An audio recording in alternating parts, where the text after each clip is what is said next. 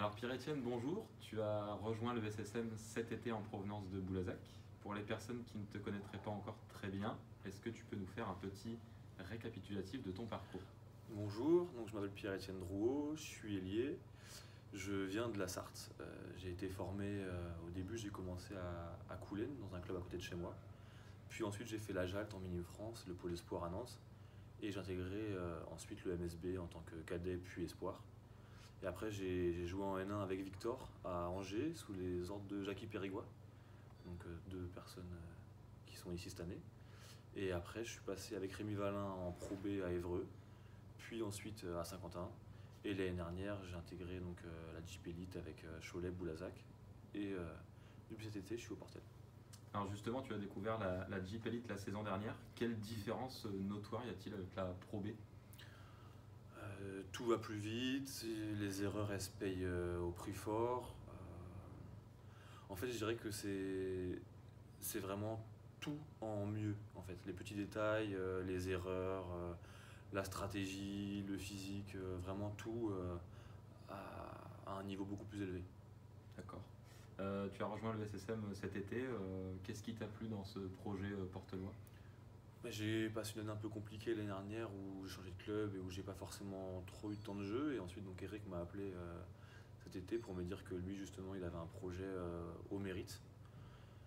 Que si jamais j'étais investi et que je travaillais, j'aurais ma chance. Et donc, j'avais pas forcément en proie d'opportunités intéressantes. Donc voilà, je me suis dit que ça pouvait être une bonne chose. J'ai parlé avec Victor et avec Jackie qui m'ont confirmé un petit peu les dires du coach. Et donc, j'ai pas hésité beaucoup plus longtemps.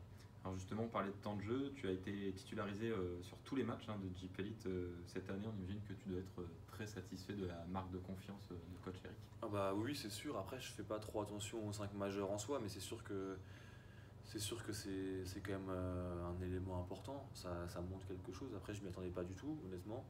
Je sais que ça peut aussi changer très vite. On a des blessés qui vont revenir et donc l'équipe va peut-être changer un petit peu, mais bon, voilà, je pense que j'ai aussi profité un petit peu de ça. J'ai eu une chance d'avoir du temps de jeu, donc tant mieux. Et maintenant, à moi de continuer, de montrer des choses pour mériter justement encore la confiance du coach. Un peu à l'image de la saison dernière, on constate que le bilan de l'équipe à domicile est diamétralement opposé à celui à l'extérieur. Est-ce que c'est cette ambiance du chaudron qui transcende et qui pousse vers la victoire?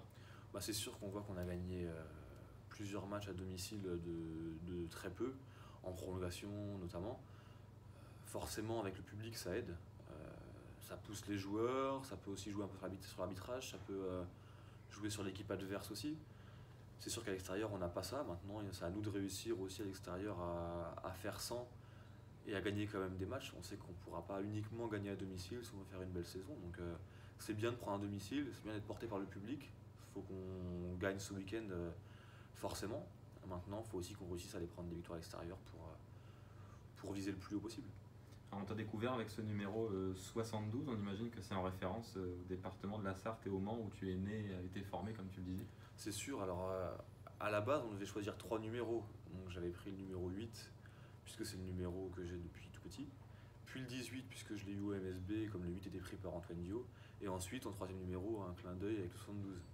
Il s'avère que Moses et Samir avaient le 8 et le 18, donc j'ai eu le 72. Mais sur le moment, ça m'a fait un peu bizarre, mais non, j'en suis très content de représenter un petit peu mon département. Et c'est un clin d'œil sympa. Après, ça ne veut pas dire grand-chose, mais c'est quand même sympa.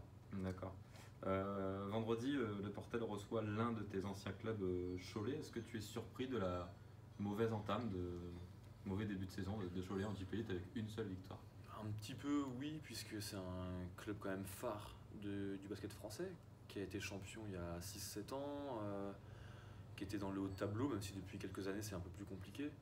Ça fait, je crois, 30 ou 31 ans de suite qu'ils sont en proie, donc oui, c'est un peu surprenant. Après, ils misent beaucoup sur les jeunes.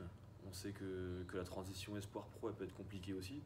Donc ils ont peut-être été surpris un peu par le niveau au début de saison. Je pense qu'ils vont progresser au fur et à mesure, mais